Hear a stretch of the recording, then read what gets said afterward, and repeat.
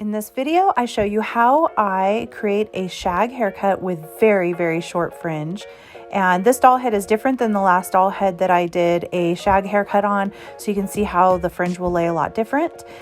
So watch through to the end so you can see how this comes out. I love it, and let me know in the comments if you're going to try this at home. So this doll head was previously styled and was styled with a side part, and so my original thought was to go in and actually create a side part for this shag haircut. You'll see later that I re-wet it back down and actually recut to the center, but at least this can kind of give you an idea of how I would start this off, cutting it to the side. Remember too that when you're doing a haircut like this and practicing on a doll head, their front hairline is just usually crazy. There's very few doll heads who don't have a crazy front hairline. Of course, there's real people here and there that have crazy front hairlines too, but you'll see as soon as I start cutting that it just starts sticking out. So don't let that freak you out as you're practicing. You just allows you to have a challenge to try to figure out how to make it still look cute in the end. So what I've done is done zigzag parting all the way around. I measured and made sure that it was the same on either side. And now I am going and taking my haircut and slide cutting down towards her ends just to break up that length a little bit. I really want it to be piecey and very disconnected. And so this allows me to collapse that hair underneath while still giving it some layer that, so it's disconnected but doesn't look like there's one length in the bottom and one length on the top. So I do that all the way around, but not past the ear on either side. So just from the ear back on either side. And now I'm going to let down the top. So I'm going to start by taking a section at the crown. And again, like I mentioned before, I was starting this as a side part. I do eventually change that, but this kind of gives you an idea of how I would go about that. I'm taking about 1/2 inch on one side of the part line and 1/2 inch on the other. And then I am going through and kind of slide cutting into that section so that it's very, very soft, textured, and lived in. You can do layers like this. It is kind of awkward at first because it's hard to see your guide and stuff like that. But the more you practice it, the more you'll be able to see what you're doing. You'll be able to see your guide in there, and it is a really fun way to create layers or any type of soft lived in look. So going ahead and doing that all the way around in pie shaped sections. The crown is shorter and the perimeter is a little longer. And then I do have to go back in later and kind of take that a little bit shorter just because of the bangs being so short once I'm done. But this is just kind of starting my shape there so I can see how her hair is laying, but the front around the front fringe is still left pretty long. So obviously I'm going to go back in and cut that a lot shorter. But this is just kind of how I get started. So again, now working pie-shaped sections on the other side of that part line, working my way to the ear. You'll see that doesn't look like a super straight cut. And remember, that's because I have the hair, or the super straight line. And that's because I have the hair below clipped away, and that's in a zigzag parting. So it's not going to look like perfect pie-shaped sections, and that's okay. So I'm just kind of going back and forth, making sure that I'm checking either side and looking for symmetry, even though it's a side part. And then I'll start working in the back. So I'm going to start from the crown, and I'm just going to work towards the end of that section. Again, reminding you that the bottom is clipped away, so that doesn't look like I'm going all the way down to the hairline. It's because I'm not. I'm stopping where that hair was pinned away. So pulling that up, slide cutting through, and creating just kind of a diagonal shape there.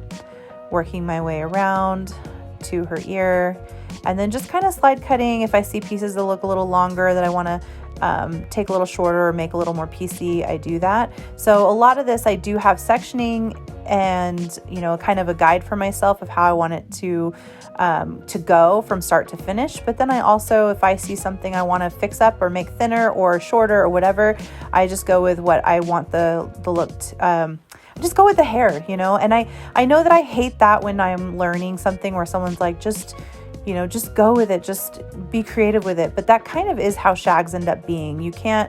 Every person's is going to lay different based on their hair. So slide cutting through again, just kind of breaking up any solid lines. I don't want any length lines or anything like that. I'm not looking to create a guide here. I'm looking for softness and disconnection. So just looking all the way around, and then we'll get started on the bangs. And I wasn't sure, because I hadn't wet down this doll head in a while, I wasn't sure if her hair was placed to a side part or if it was just styled the last time to a side part. So that's why I initially went with a side part. And you can see I just take a little bit of hair on either side and just slide down and create my guide. A very soft guide. There's no blunt cutting in this.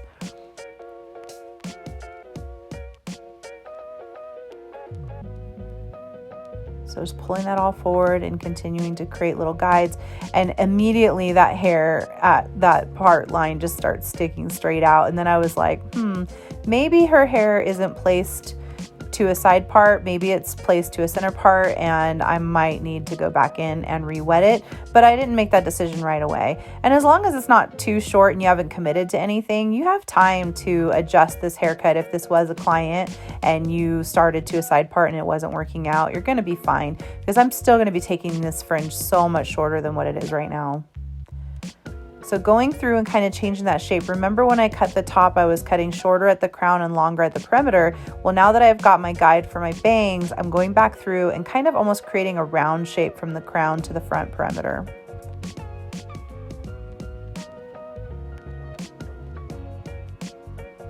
So now I'm going through and just starting to create some shape there for the bangs. And we switched locations because it was feeling a little dark in that spot where it was in, so I wanted to be under a little more light just so you can see a little better. And hopefully it's okay that I sped this up. If that's a problem and you're wanting to see this in real time, just let me know. I can try to redo this video. And I want to actually do this a couple more times just so you can see this same haircut on different textures of doll heads. I'm grabbing the water bottle. I'm just going to mist it down.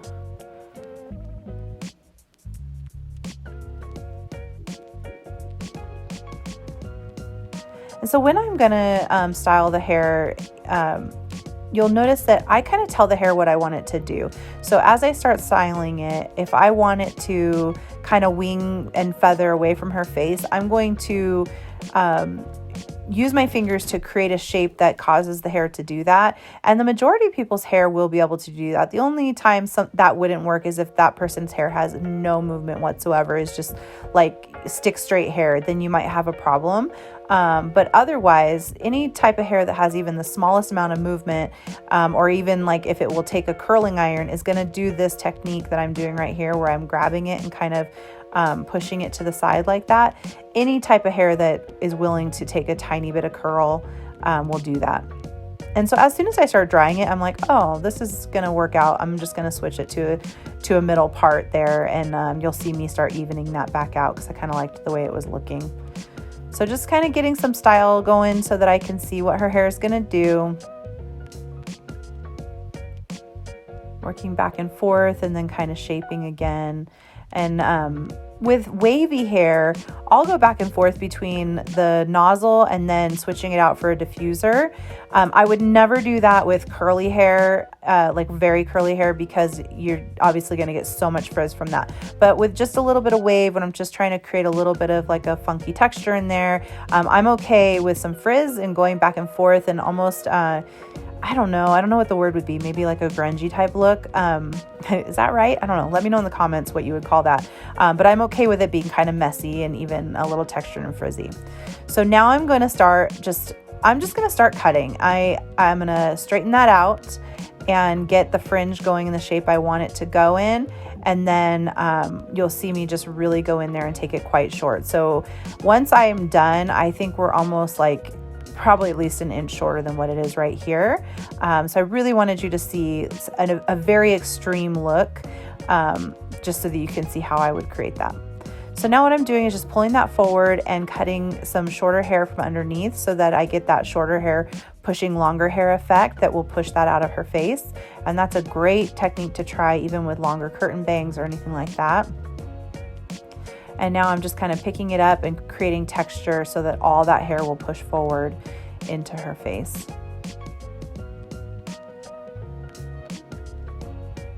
And you can see it's still pretty uneven just because of starting out the cut with a side part. That will eventually be evened out. So just stick with me here. I left it in there because I thought that might be kind of fun to see, me just kind of thinking on the fly and figuring out what I'm going to do to make this look symmetrical after I already started with the wrong side. Okay, so going in now and now taking some pretty extreme length. And I was trying to figure out what angle do I need to go so that you could actually see me cutting. It's so hard, but I did have someone there helping me at the camera. So that's who I'm talking to and teaching, one of my stylists. So, okay, so creating just almost a little bit of a V and keeping it nice and textured in there. And then always going through and creating texture and softness. I love to do that. And the blade is never near her face. So the back of the scissor is what would be touching her skin right here when I'm doing more of like a freehand type of thing in there with my scissors. You never want to open that blade to where you could accidentally cut her eyebrow or her skin or anything like that. So my scissor is always, I don't know how to describe it, I guess perpendicular, like the back of the blade is perpendicular to her face, maybe. I don't know if that helps. But again, I'm just making sure that I'm never in a spot where I could accidentally cut her.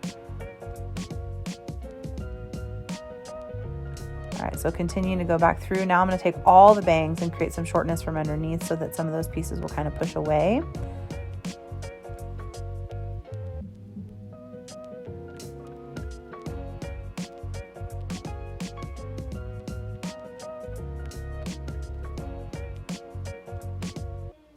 And it definitely looks pretty feathered and textured, and I think that's just because, you know, it's been styled and wet back down and styled and wet back down. But once if I went in and put product, there's also just very little amount of product in there. You'll see some more texture showing up. So I know it looks kind of like feathery and kind of crazy, but it's really cute once I'm done. I really liked it. So for the rest of the cut, I'm just kind of going through and adding even more shorter pieces around the face. So basically connecting the bangs and face framing it all the way down. You can see that I'm not really elevating it a whole lot. You could elevate it as well. You could pull everything straight out to you and create even more layering around the face. This one I just kind of held down and just slithered down like that just to create some shortness. But you definitely have creative freedom right through here.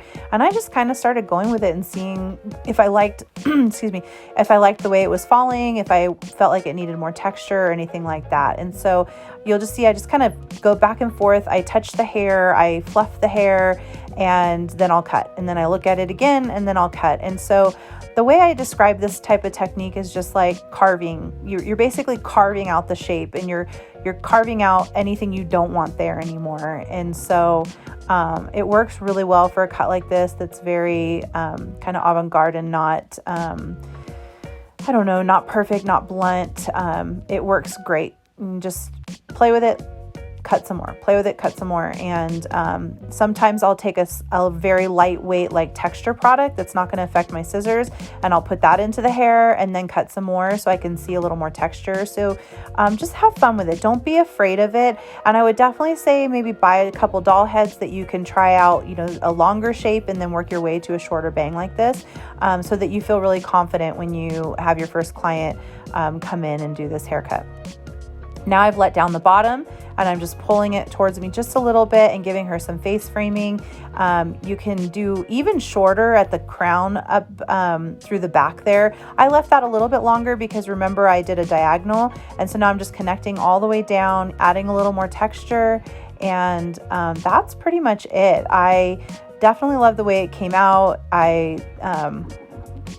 I don't know. Please let me know in the comments if you have any questions, or if you want to see me do this on another doll head that has even different texture or something like that. The last time I did this haircut, the video I posted before, that doll head had quite a bit of wave. This doll head had a little bit less and had a previous cut and style, and I did not restyle that. The only thing I restyled for this video was the bangs, so maybe I'll do like another restyle video on that too. But sorry for all the rambling. I just want to be able to just kind of show you my thought process as I'm cutting something like this. So now I'm kind of going in with the diffuser and adding a little bit of shape. And if I just wet down the whole thing and diffused again, I think it would look even cuter. But you can see even with an old style and an old cut from underneath, it just is a fun cut. And so I definitely encourage you to give it a try.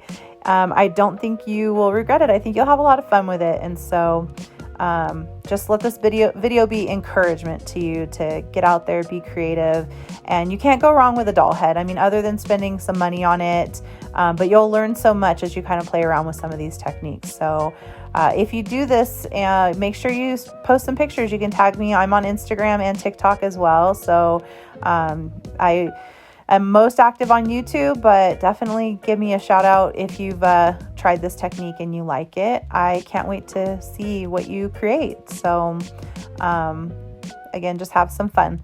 So yeah, anyway, let me know in the comments if you have any questions, and I hope you have a great day. And again, as always, thank you so much for watching, and make sure you like and subscribe to my channel. I really am trying to grow it, and it helps me when you like the video so that I know what you're liking. And also leave me comments if you're wanting to see other videos. I love to teach, and so I am totally here for that, and can't wait to create more videos for you. Have a great day.